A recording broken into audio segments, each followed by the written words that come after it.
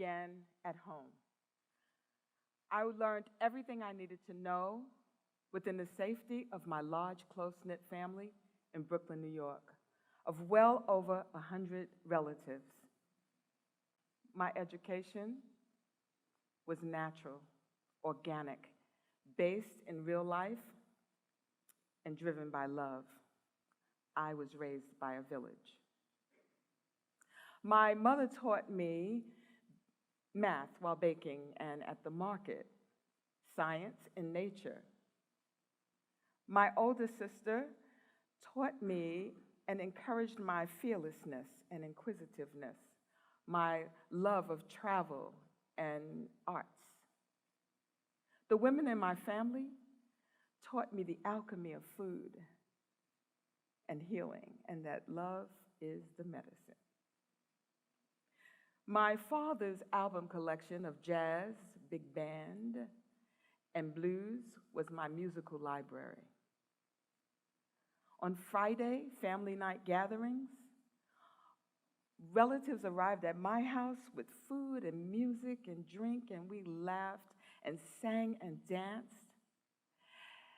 And when it was my time to present to the family, everyone gave me their undivided attention and made me feel important, included, loved, needed, and necessary. So it felt so good, it made me want to dance. So I danced and danced and danced. The Supreme Court case, Brown versus the Board of Education, declared it unconstitutional to have separate schools for Black and white students.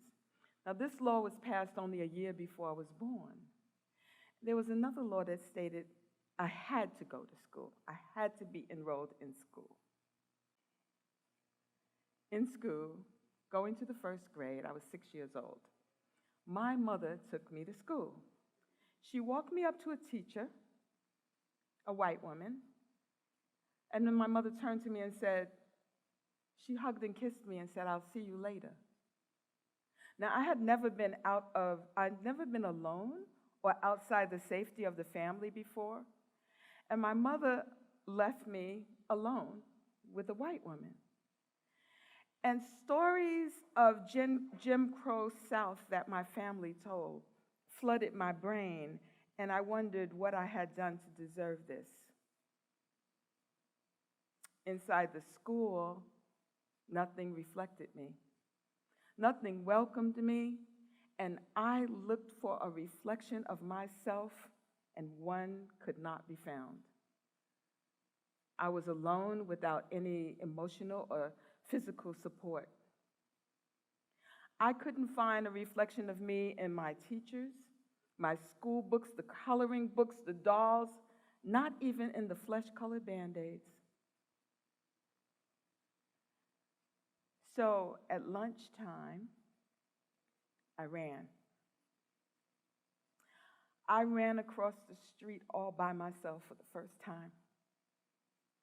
I ran home.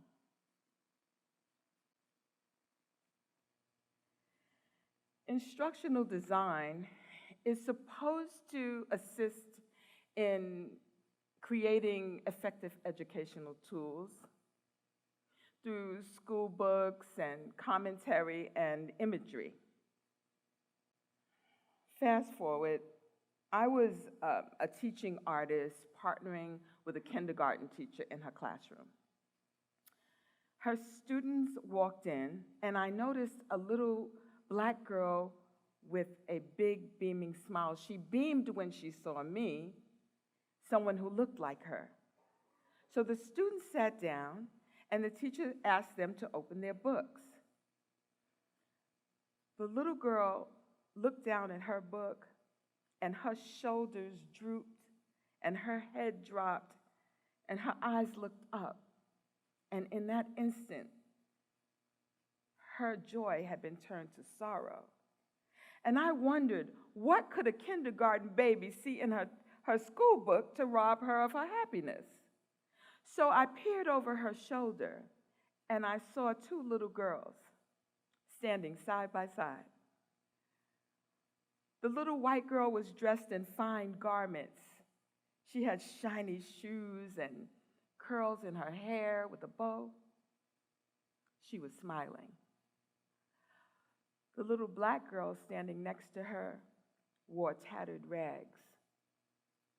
She had a rag tied around her head, and she had bare feet. Now, this instructional design was beyond malicious, it was criminal. So I shifted the class's attention with an interactive activity based on my travels to Mali and told stories of the beautiful Nubian children who were dressed in colorful, beautiful, fine cloth, and they walked with pride.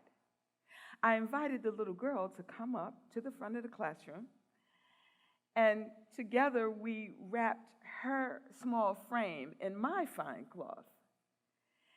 And her smile returned and her bright eyes returned as she strutted across the front of the classroom in happiness and pride. Her joy reminded me of how I felt on Friday night gatherings with my family. As an instructor, an educator, I realized that I had to do something to make learning and teaching fun. It had to be fun. It had to be safe for children. So it had to be fun to teach. It had to engage all students, K through 12, and be able to be implemented into any academic curriculum. So in 1999, I invented the Al-Nuji Code's visual language. Al-Nuji, A-L for alphabets, N-U for numbers, and G-E for geometrics, is an arts and game-based educational tool. Al-Nuji was researched by Dr. Olajide Williams, Chief of Staff of Neurology at Columbia University Medical Center in New York. Now Al-Nuji is an evidence-based curriculum in STEAM. Coding assists in identification and classification. So the Al-Nuji Code is a foundation for that. And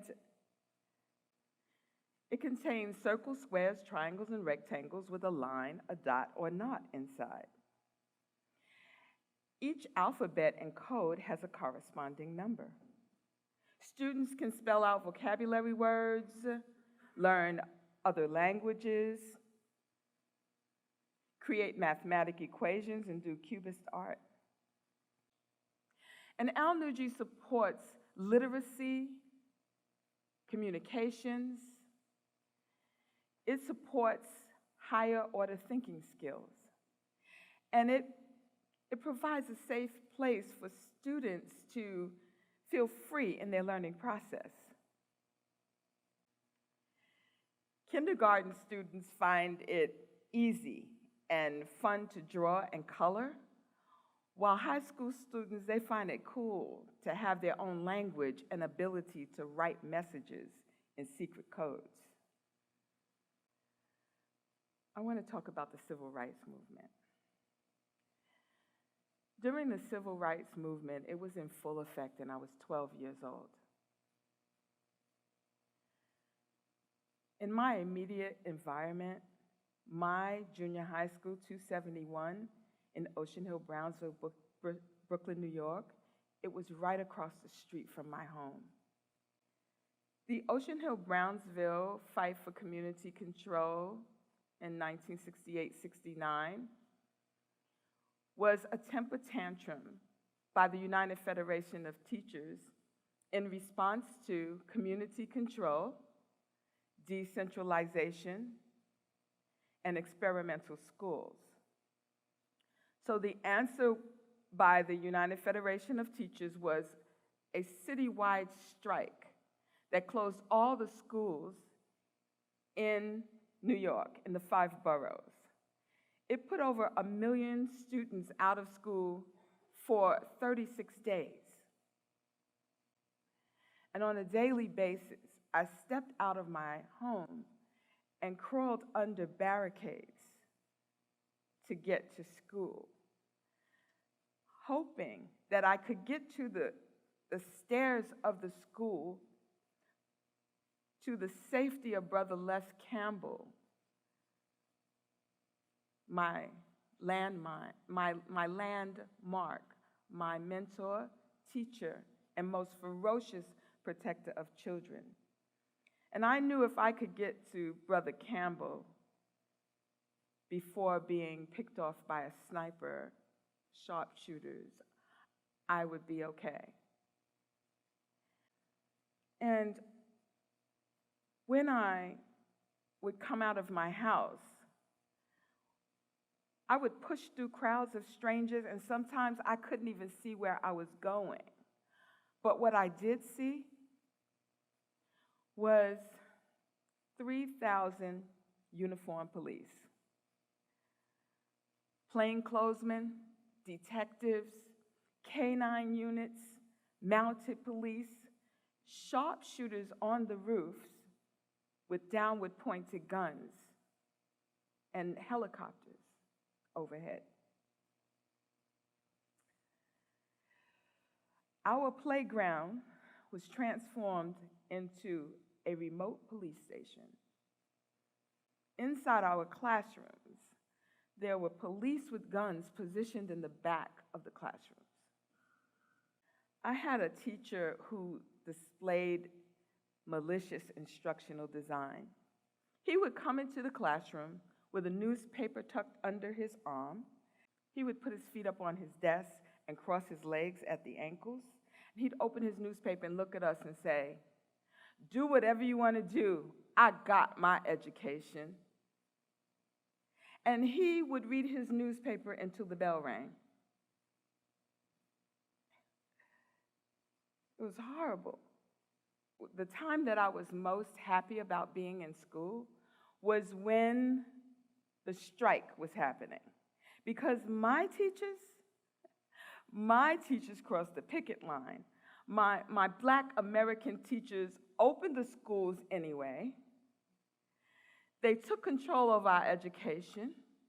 They fed us breakfast, which was a community program initiated by the Black Panther Party, the free breakfast program. And they taught us relevant academic and cultural information. And so we soared, and we felt good about ourselves, and we finally had the ability to be safe in our learning process. We weren't called the Brooklyn Five when we were in junior high school, 271, but we are now. Sophia and Monifa, Sonia and Ronnie, we formed a bond that was so strong. It was a bond of friendship that felt like family. And we cared for each other and helped each other make it through alive and strong, stronger than ever. As adults, we decided to write a collective book and film a documentary to tell our story of the challenges that we faced during the tumultuous time. And working together, we can make school a place of equity where students feel safe and free in their learning process. Safe and free, safe enough to want to dance, and dance, and dance, and dance. Thank you.